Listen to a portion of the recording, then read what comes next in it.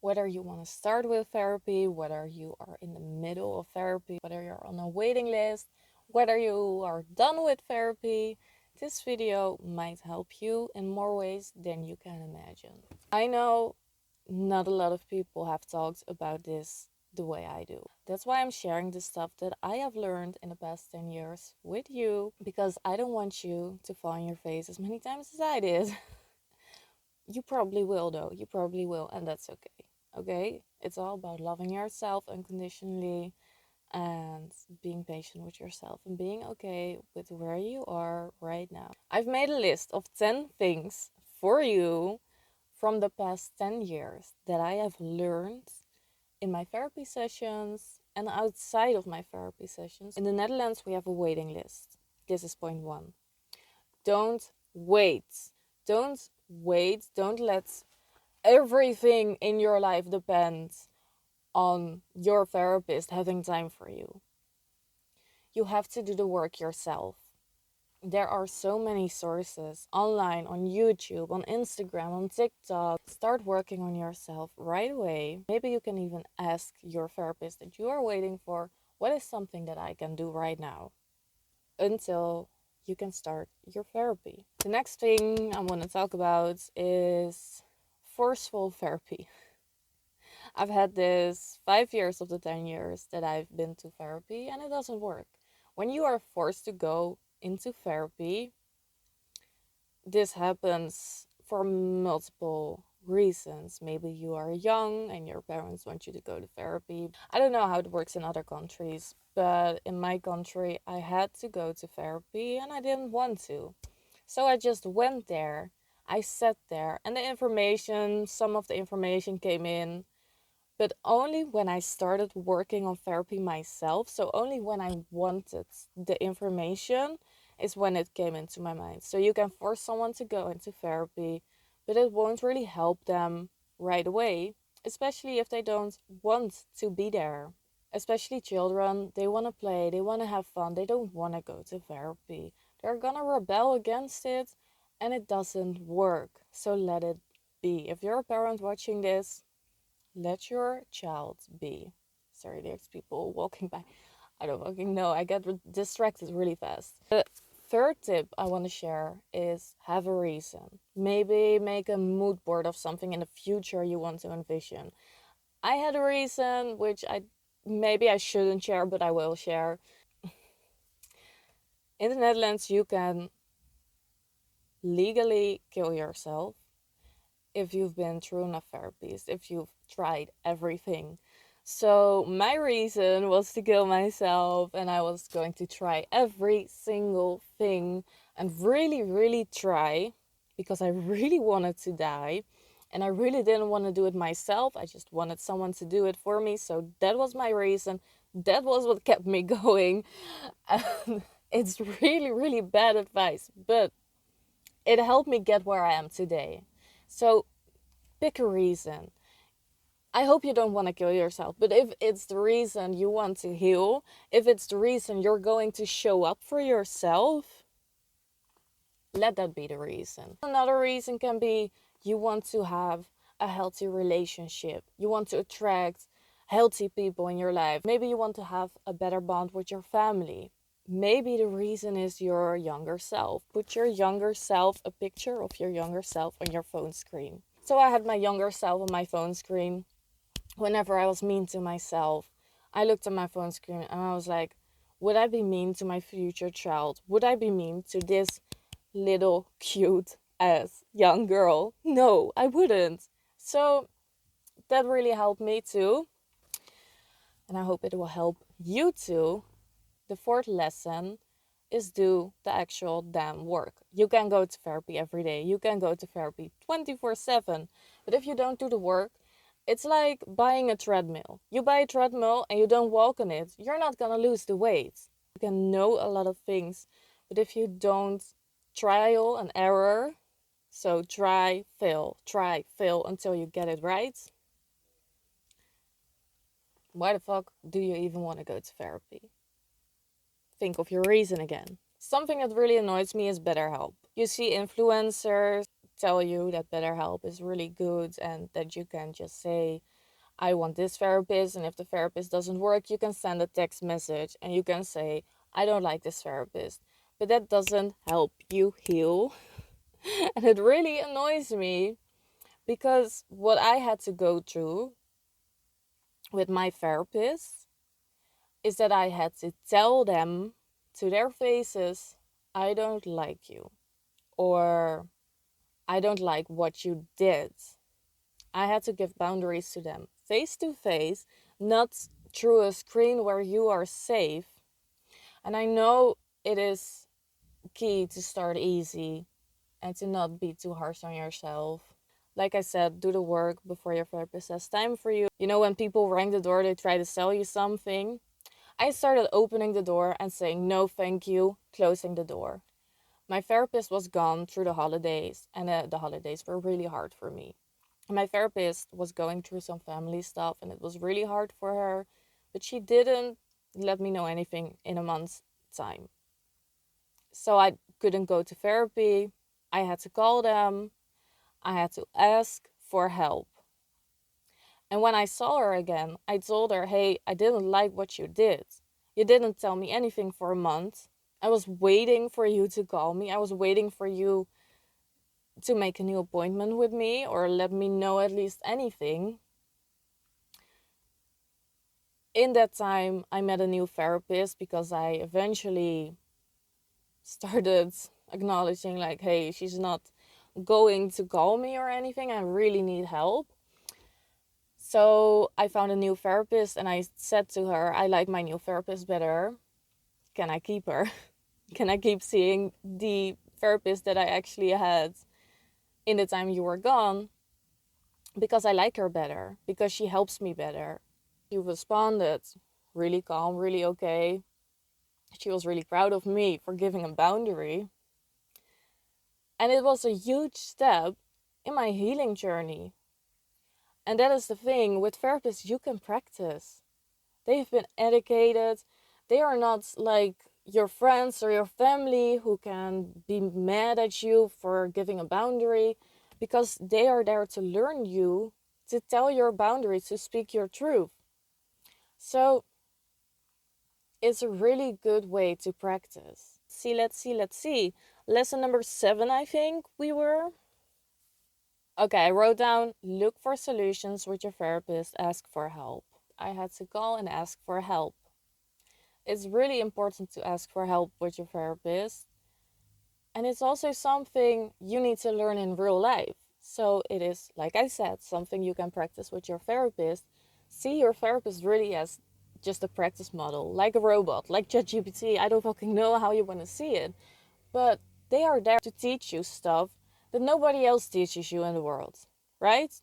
I mean, we should be taught that, but we're not. So use them as an example.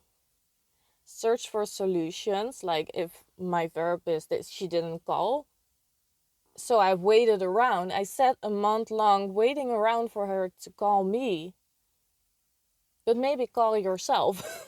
I wish I could tell myself, call them after a week, because you deserve to be heard. You deserve to have extra attention right now. But I started smoking weed again. I didn't want to ask for help. I thought I didn't deserve it, but you deserve it, girl.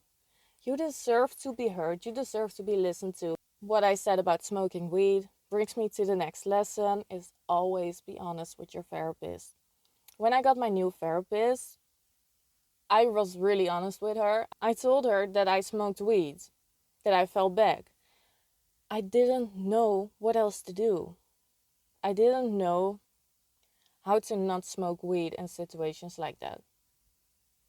So if you're an alcoholic, if you smoke weed, if you accumulate, sorry my English, really.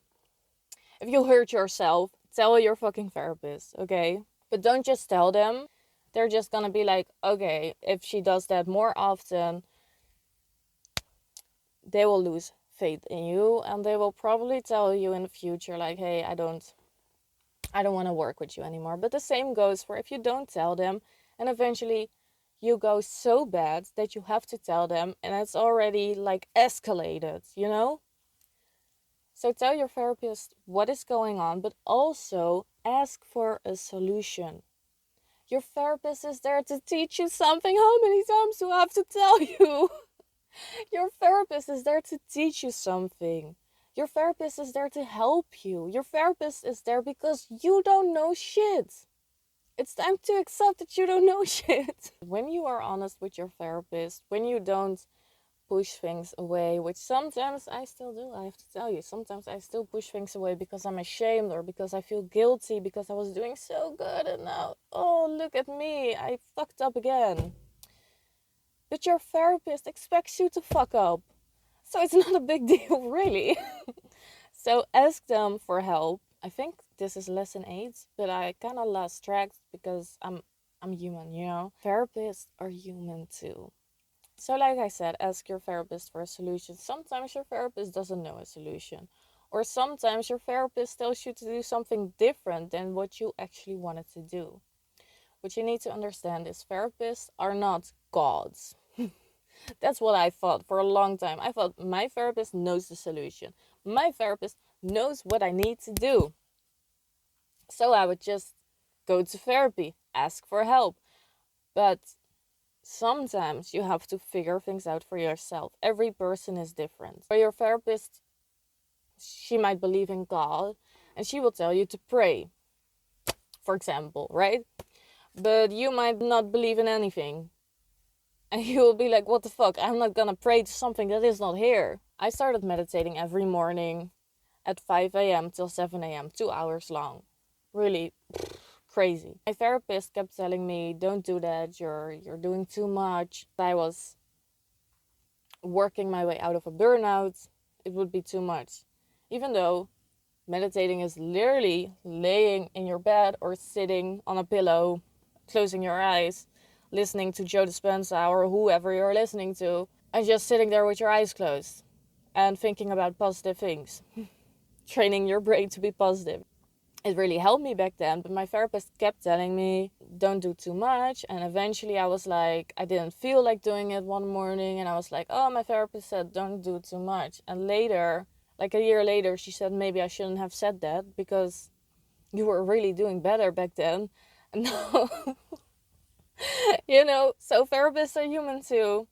They don't know all the answers. Sometimes you can say no to your therapist and listen to yourself. It is not the easiest thing, but who was going to tell you therapy was going to be easy? It's really hard work. You cannot go to therapy and think you're going to be perfect, but will you ever be perfect? That is the next lesson I'm going to tell you. Lesson number 9, I think. I don't know. Accept the way you are. You might never fully heal. This is the harsh truth I have been waiting to tell you, but I didn't really want to tell you because it's not a truth you want to hear. You might never fully heal. I have PTSD. I've been trying voices around me. Really. I've been trying to heal for 5 years, I think, right now. And my flashbacks and the reliving moments, they're coming back. Not as bad as they used to be in the beginning, but they're coming back. And they keep coming back. Maybe they will never fully vanish into nothing. Even though I would really love if that would happen, you know, universe, please hear me. I would really love that. But it might never. And that is something I have to accept. I really didn't want to accept that for such a long time. I wanted to film videos on my YouTube. You know, I had this whole vision of making videos on my TikTok, on my YouTube, on Instagram, and showing the entire world that I could heal my PTSD and become a normal person. When I think about this, I have to laugh so hard because it's crazy work. How could I do that? I've been traumatized since I was little till my 20s. Maybe I will never heal. Maybe you will never heal. Maybe you will just have to work with what you have. And that's okay. You gotta love yourself through that. My grandpa always says this: hug yourself, tell yourself, look in the fucking mirror. Here is the car mirror. Look in the mirror, tell yourself that you love yourself just the way you are, you know? Even when you're crying, even when you're sad, when you're angry, when you're borderline PTSD, anxious, whatever, ADHD, autism. You cannot force yourself to be something that you're not. You can try to be better every day, but you have to live with yourself, you know? So maybe be kind to yourself, be kind in your journey, enjoy the journey. Oh my God, I've heard this so many times. Stand still, look back. Go look back right now. Look back. Where were you 1 year ago? Where were you 2 years ago? How far have you already gotten? Don't treat it like it's a job, like you have to achieve something. I was trying to achieve something. I was looking at it like it was work, like it was a job, and I got promoted and promoted and promoted until I was promoted like a normal person, like a normal functional human being that I will never, probably never be. You hear that? That was like the universe. No, that was my shoe. But it's okay. It's okay. Be patient with your journey. One of my therapists once told me, you don't have to wait until you're healed to enjoy your life. And I was always looking at her like, what do you mean I'm not enjoying my life? I am enjoying my life. I'm going on vacation. I'm going to England. I'm going to Greece. There's a car driving by and I'm just distracted again. It's important to accept the way that you are. So if you're anxious to go outside, be okay with the fact that you are anxious while going outside. If you're depressed and you want to hang out with friends, be okay with the fact that you're depressed, hanging out with friends. That is something I have learned. Last Christmas, I wanted to go to my friend's house and I was so depressed. I told her I want to come, but I think you're not going to like me because I'm not really a happy spirit. So we just said with Christmas, she was like, you know what? It doesn't fucking matter. I'm depressed too. I hate Christmas too. So let's just say this is going to be a fucked up Christmas and let's enjoy the fucked upness together. I think that's what enjoying life is. Not forcing anything, just being okay, being present in the moment, not in the future. Will I ever be normal? I'll see you next time. Bye, love.